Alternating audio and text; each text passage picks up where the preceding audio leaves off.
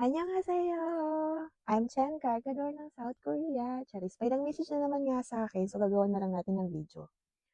So, ang tanong niya dito is, "Hi po, ano po mga requirements para po makapunta dyan sa Korea?" Ako po talaga is hindi ko na alam yung mga requirements na pinasa ko nun sa DMW. Kasi makikita nyo naman yun sa page nila kung ano yung mga requirements na ninyo ipasa. Ang masasabi ko lang is need yung requirements na 'to. As in ito lang yung pinaka-main na requirements na need nyo. Unang-una, passport.